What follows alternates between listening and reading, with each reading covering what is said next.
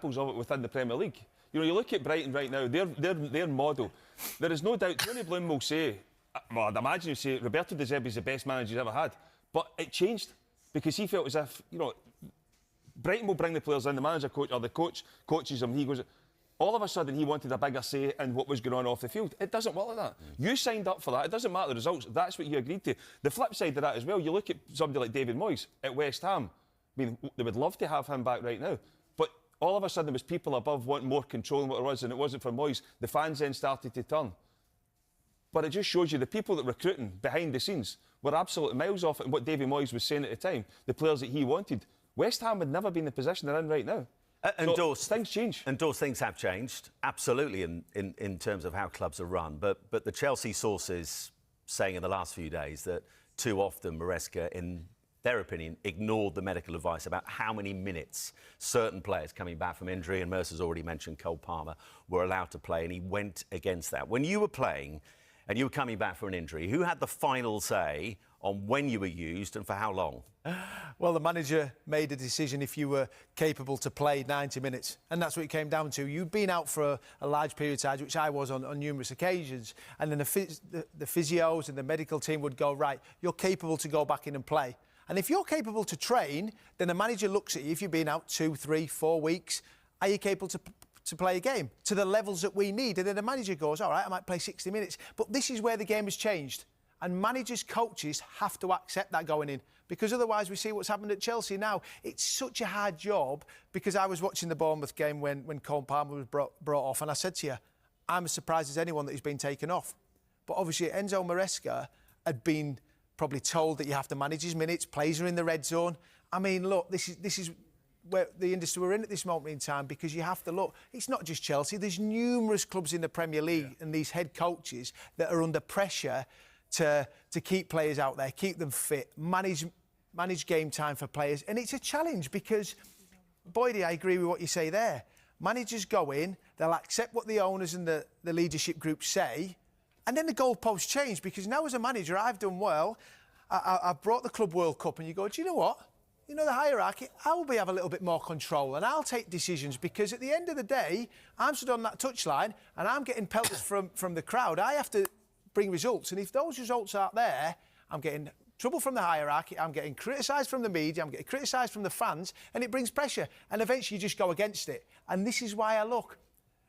Are the older managers probably going out? Because they wouldn't accept it. I think that's a good point what you make, though, Doss, because you go back to when we were training and it was a case of the fitness coaches, everyone would say, oh, you're in the red zone, you have to stop. That wouldn't be very often for me, right enough. But when you're in the red zone, you had to stop.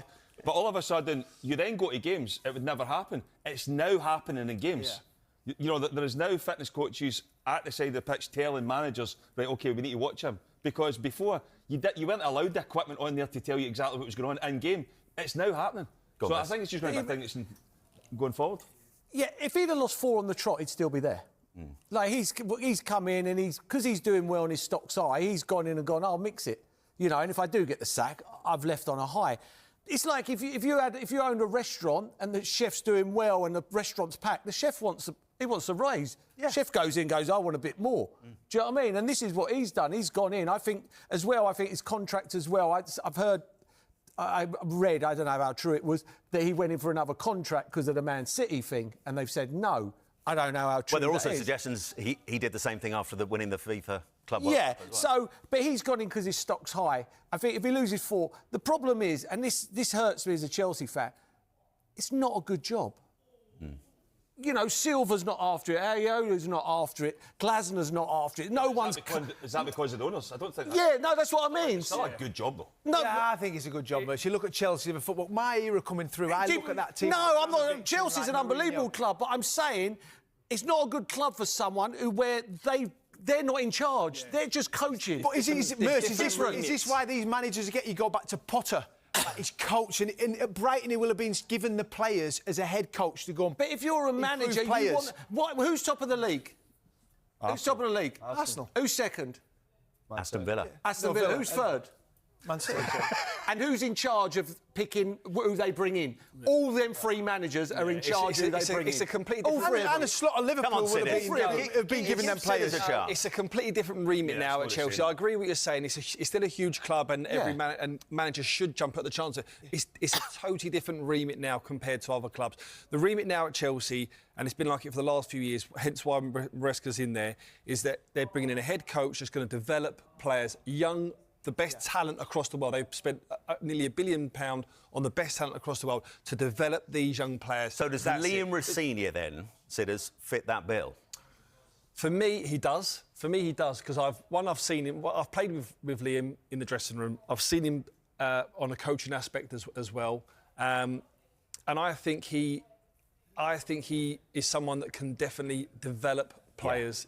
Yeah. He's got a great way about him. He's got a lot of empathy. His working with people is superb. Now, I know this is a different style and you're going to a Chelsea dressing room, but I still think this is a Chelsea dressing room that is still young enough that will learn and listen from him. But how is the dynamic going to work? Because he's coming in there. There's a World Cup winner in there. There's two players who desperately want... Just straight away in the first week or so in terms of their sessions and meetings. What I've seen him do and how he conducts meetings and how he is with people... I've not heard a bad word to say against Liam Rosenior. He's true, even to the aspect where I've seen him when he's had to sort of pull players aside and drop them and rest them.